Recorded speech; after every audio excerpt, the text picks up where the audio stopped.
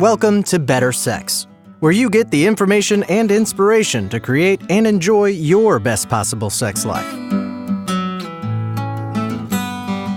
Join your host, sex therapist Jessa Zimmerman, as she brings you expert guests, helpful tips, knowledge, and strategies to improve your intimate relationships.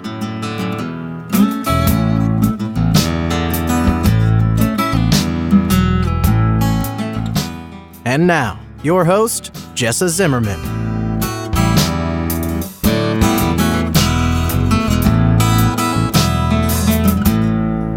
Hi, everybody. I'm Jessa, and I'm so happy you're here for this episode of Better Sex.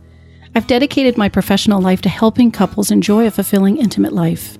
I believe that sex is important. Our connections to other people matter, and we're not living our life to the fullest if we aren't connecting emotionally and sexually with our partner. That's why I'm here, bringing ideas and information to help you live and love better.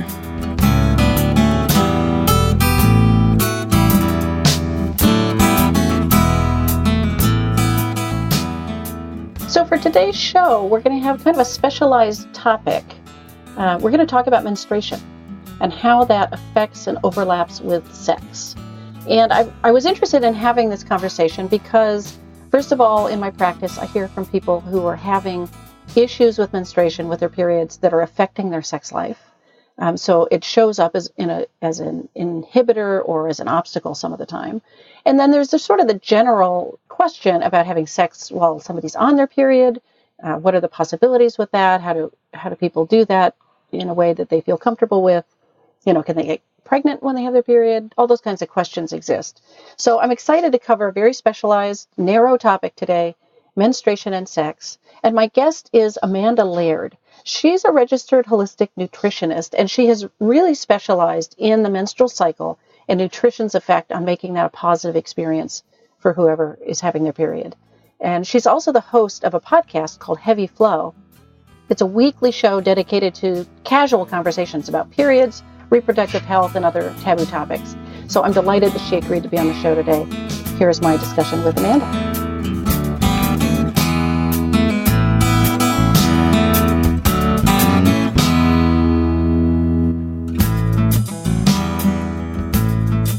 Well, Amanda, I'm so glad you're here with me today. Thanks for being on the show. Thank you. I'm excited.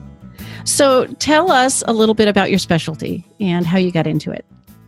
Sure. So I like to refer to myself as a menstrual mogul, but what that really means is I'm a registered holistic nutritionist, and I specialize in hormonal and menstrual health. So helping people use food and lifestyle to have a better period experience, or also with fertility and things like that as well.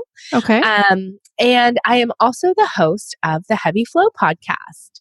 So that's my weekly podcast where every week I'm talking about periods, reproductive health, and just other taboo topics that we generally don't talk about. Yeah. Well, you and I are aligned then because I do the same thing. Yes. So, well, sex is one of those taboo topics for sure. Right. Exactly. So what got your interest in this? Or, obviously you've got a lot of dedication to the topic. Yeah. Well, as far back as I can remember, even long before I had my own period, I was very intrigued by this mysterious bodily function.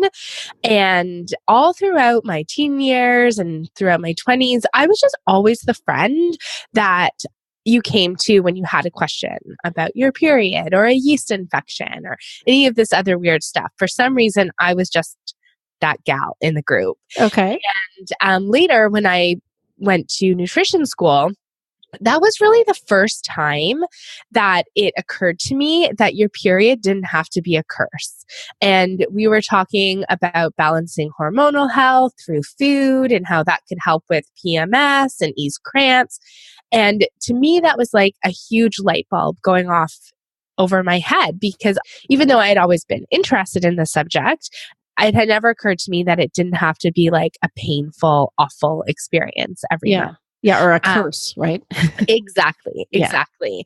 And so I knew right away that when I was done school, I wanted to focus my practice in that area and helping people with PMS and infertility and all that jazz.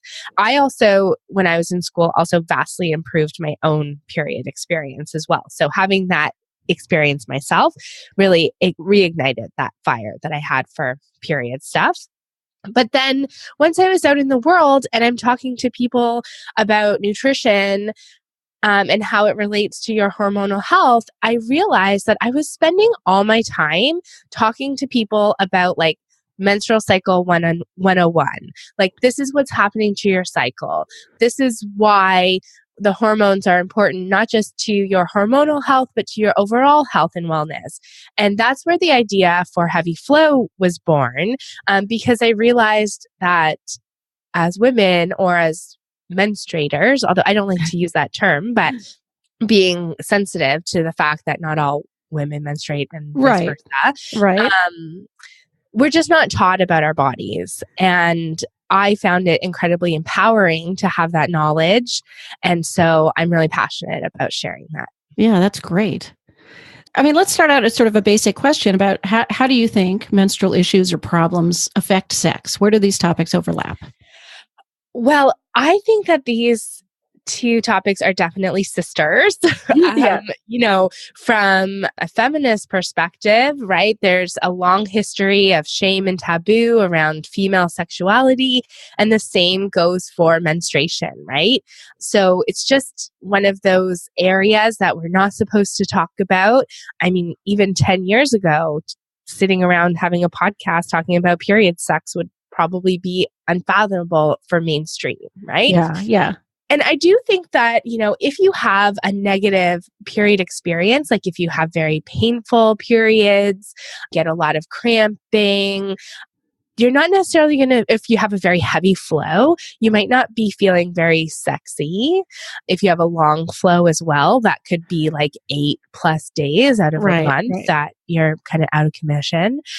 And if you have a very severe disorder, like something like endometriosis, which can cause severe pain and very, very heavy periods that last a very long time, and endometriosis pain isn't restricted just to your period time either. Like if you have pelvic pain, like you're likely not going to want to have sex, right? Yeah. Would you say a little bit more about endometriosis? Because certainly in my sex therapy practice, I get people with pelvic pain, frequently. It's not always endometriosis, but this is such a specific condition. It would be lovely if you'd educate us a little bit about it. Yeah. So endometriosis is an inflammatory disease that causes tissue, like the tissue that grows on the inside of the uterine lining. So that's what's shed during our periods. It can grow on the outside of your uterus and on other parts of your body, actually, to other organs. So some people have experienced these lesions like on their bowel, but also on their lungs. And I've even heard of it very rarely, like on the backs of your eyes. Wow. So it grow in other parts of your body. And then of course, it's not supposed to be there. Your body is trying to shed this lining, but if it's on your bowel, like it's not going to come through your there's nowhere to go, right? So it causes excruciating pain as your body is working so hard to try and get rid of this lining. So it's very painful. Yeah. Okay, so I think I may have derailed you, though. Were you going to say anything else about problems affecting sex? Well, I was also going to say that, the hormones that are implicated in our libido and our sex drive, like estrogen and testosterone, are also part of our menstrual cycles. So they do double duty. And so if we have a hormonal imbalance that might be contributing to PMS or cramps or heavy flow or irregular periods, those hormonal imbalances might also be affecting your libido as well. So there could be a link there as well. Okay. Yeah. Yeah, that makes sense. Tons of overlap, of course. Yeah. All right. So what kind of myths are there about periods, menstruation, sexuality? Well, I think that we could talk for hours just about menstrual myths. But, in specific to sexuality, I think that we have this idea that menstrual blood is gross, menstrual blood is shameful. It's something that's supposed to be kept hidden and we're not supposed to talk about it. And so, of course, when you overlap that with sex, it's like, ew, that's gross. Like, I don't want to have sex when there's period blood around. And these kind of myths also run very, very deep. So, as do just our general misconceptions and myths around menstruation. So, thinking back years and years and years to like prehistoric times, right? Like, think about what it must have been like to witness a menstruating woman before we really understood how the body or even the world works, right? So, blood was something that was typically associated with death.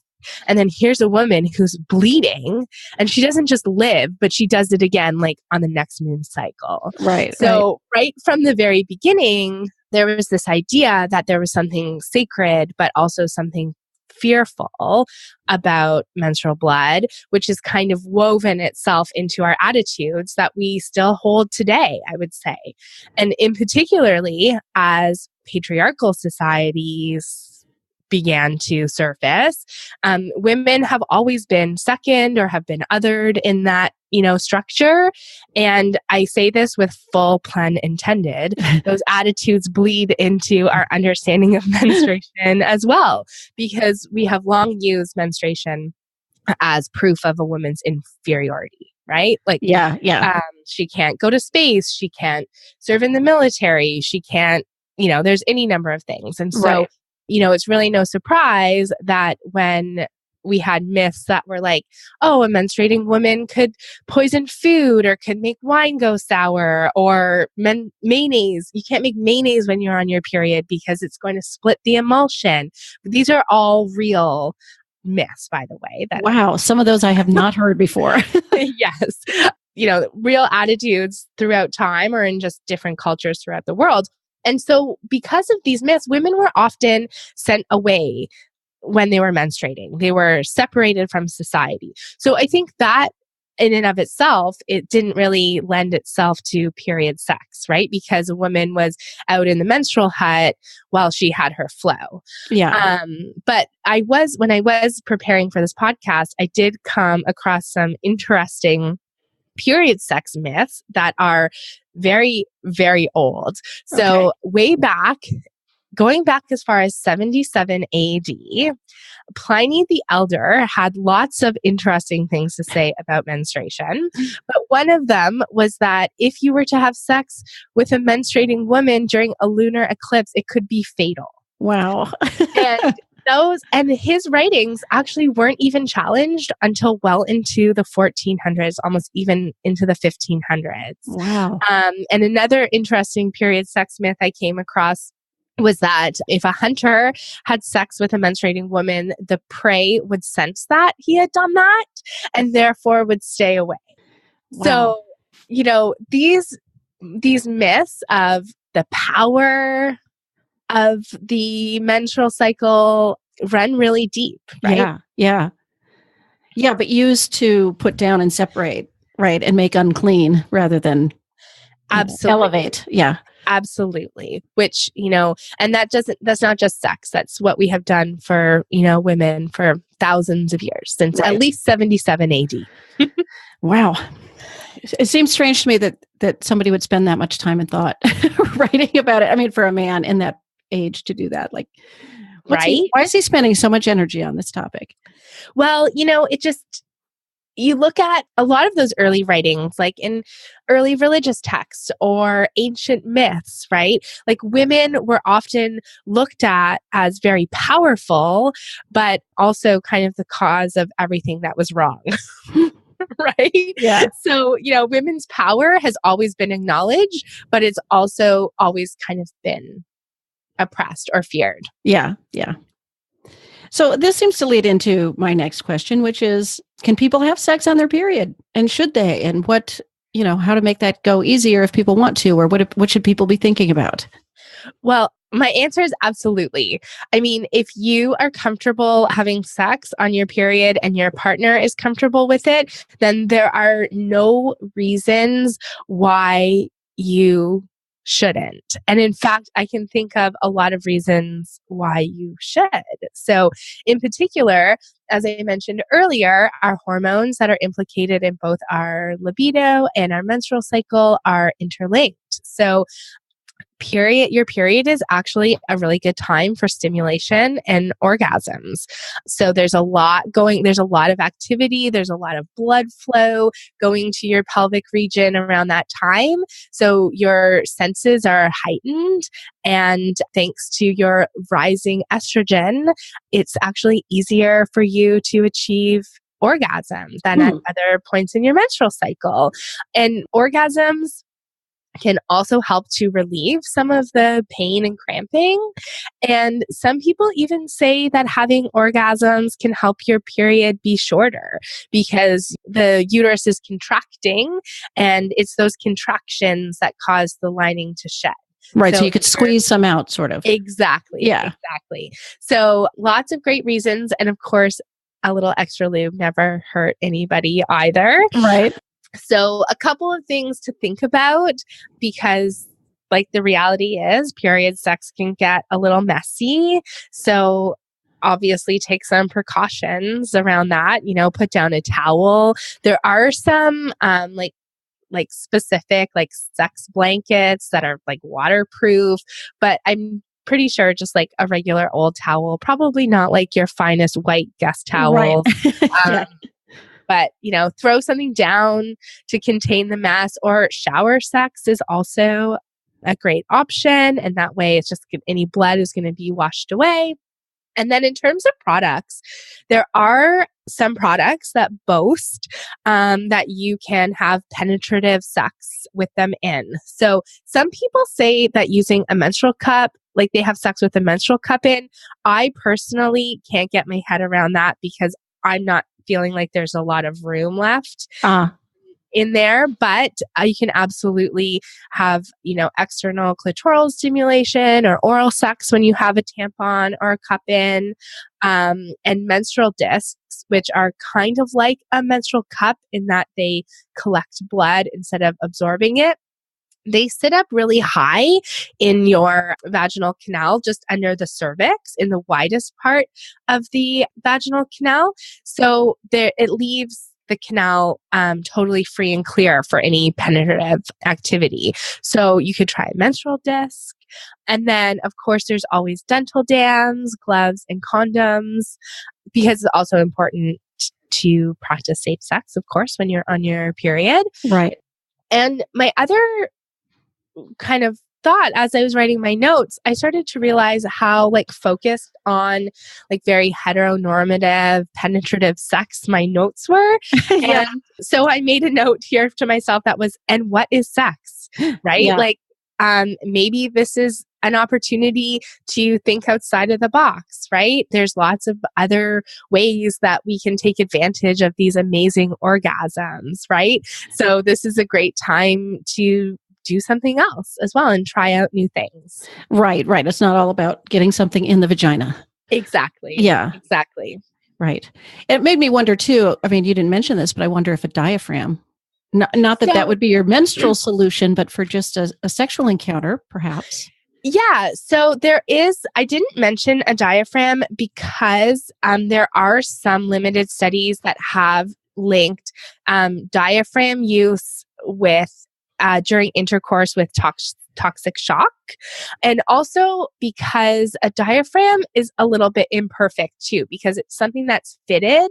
And so depending on where you were in your cycle, when you were fitted, it might not fit properly because your cervix opens and closes. So yes, a diaphragm technically is an option, but I don't think I would recommend it. Okay. And it sounds like I hadn't heard of a menstrual disc. That sounds like a better alternative for the same effect. Yeah. And I have not tried a menstrual disc myself. However, they are very much like cups in that people who use them really love them. Yeah. To me, I can't quite get my head around it. And they're also disposable as well. So you have that kind of disadvantage to them versus a cup. Yeah. Right.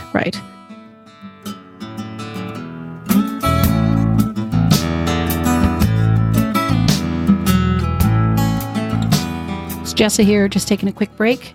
Thanks for listening. Are you interested in being a guest on the show? I'm always looking for people with expertise to share that could enrich other people's sex lives. And I'm also interested in hearing from people who have transformed their own intimate relationship and would want to share their story with my listeners. So if you've got something to contribute to the discussion and want to see about being featured on an upcoming episode, please visit our website, bettersexpodcast.com, and check out the Be a Guest details. You'll find everything you need there.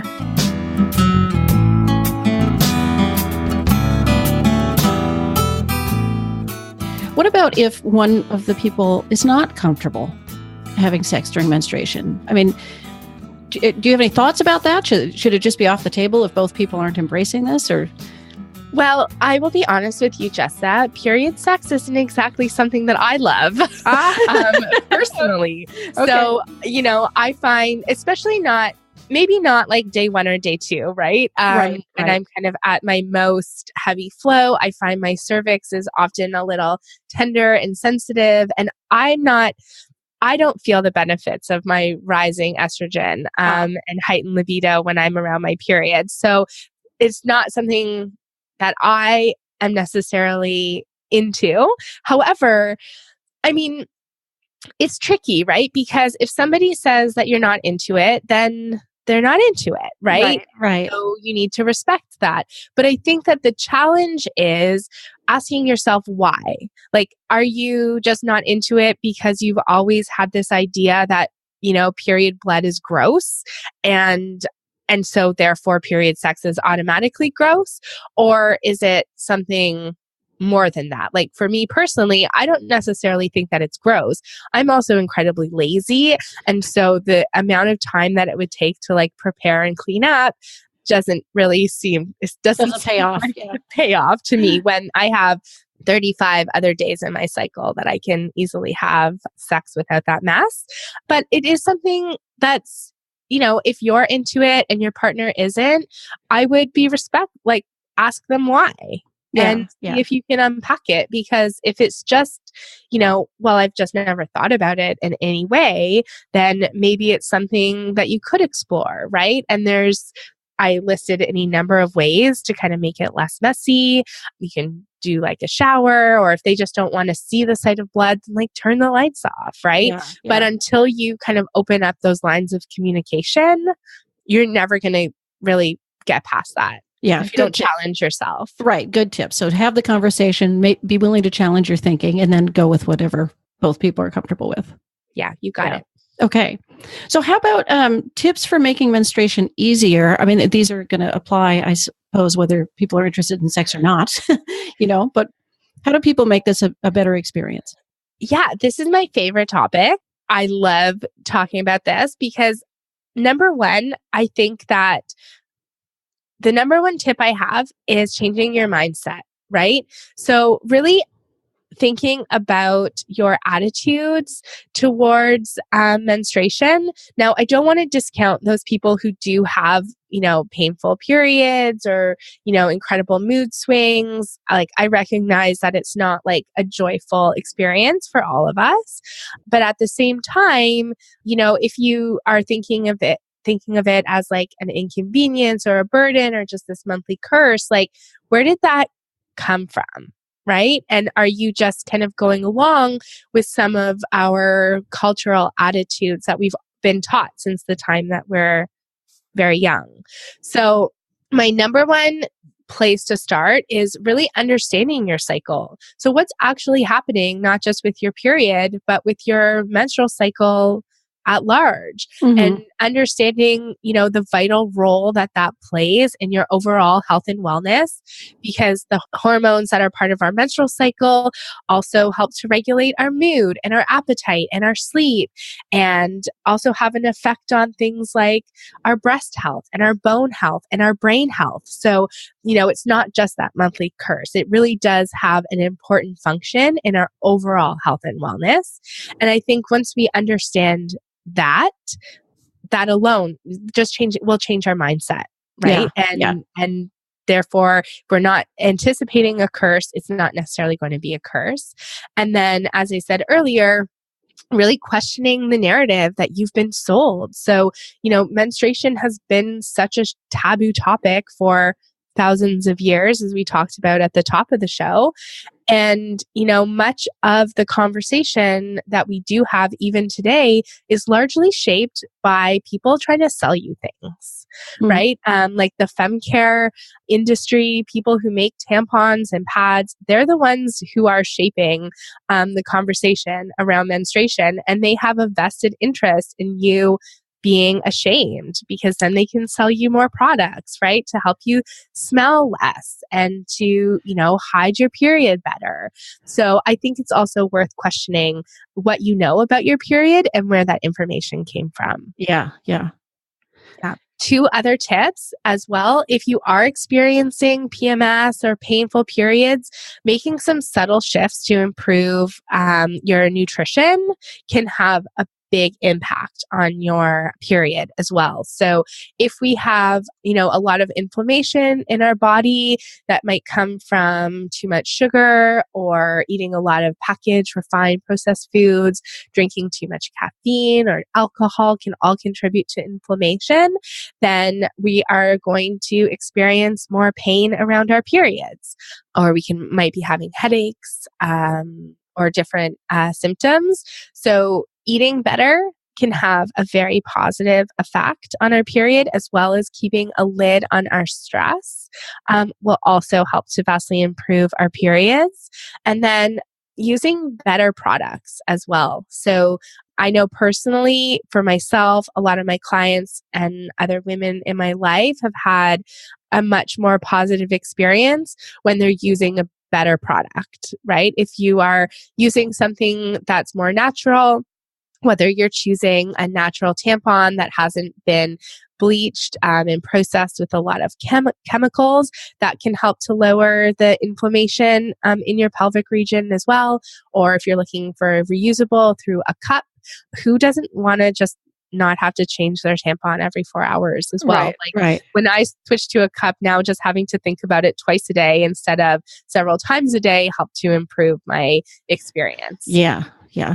That makes sense. And I definitely want to be able to put some links in the show notes for your services and any resources you want to recommend around this, because I'm imagining, in your business, you've got a wealth of things you probably want to share. Yeah, for sure. Okay. So one last question, which I'll be curious to hear the answer or how you describe this, but can somebody get pregnant when they're on their period? So this is one of the questions that comes up most frequently in my world. And the answer is technically yes, but I would also say that it's unlikely. Yeah. So when we think about our menstrual cycle, the first couple of days, we have our period, and then the middle of our cycle is ovulation, and that's when we are fertile, and then either we become pregnant or we don't, and if we don't, then the cycle starts all over again when we menstruate again. And so the average length of a menstrual cycle can be anywhere from 21 to 35 days. So it's not just 28 days. Right. Absolutely, your cycle can be shorter than that, or it can be longer than 28 days. And the technically yes part comes if you have a shorter cycle. So if your cycle is 21 days, it's entirely possible that you are ovulating around day 7. And it's also entirely possible that you could still be seeing menstrual blood around day 7. Okay. And so if you have a long period and a short menstrual cycle, then that's where it starts to become possible. And it's also difficult to really know, because menstrual blood is going to mask the cervical fertile fluid. That would be your kind of indicator that you are ovulating. So really, I think what this comes down to is knowing your cycle and tracking your cycles and really understanding how long is your period? What does that look like in the larger picture of your menstrual cycle? When are you ovulating? And then, of course, if you're not sure, taking the proper precautions. Right. Always better safe than sorry. So, yeah. Okay, well, great. Well, this has been really wonderful information. I'm so glad you were willing to be on the show and share all this. My pleasure. It's my favorite topic to talk about, Jessa. Well, good. All right. Well, thank you so much. Thank you.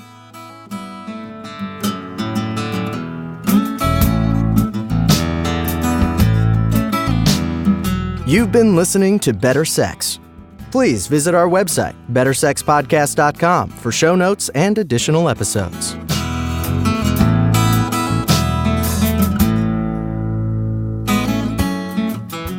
And that's a wrap for today. I really hope you enjoyed the episode. If you are enjoying the podcast, if some of this material resonates with you and you would like to make a difference and make sure that this keeps coming out in the world once a week, ongoing, there are a couple things you could do to show your appreciation. The first would be to go to iTunes and rate and review the show. That really helps us be found by new listeners when you review the show on iTunes. You can find a link at bettersexpodcast.com/iTunes. The other thing I want to invite you to consider is becoming a Patreon. For a small monthly pledge, you get some benefits. So for $2 a month, you get advance access to every single episode. For $5 a month, you get a chapter of my upcoming new book. And for $10 a month, I host quarterly get-to-know-you and question-and-answer chats over the web, and you get invited to that.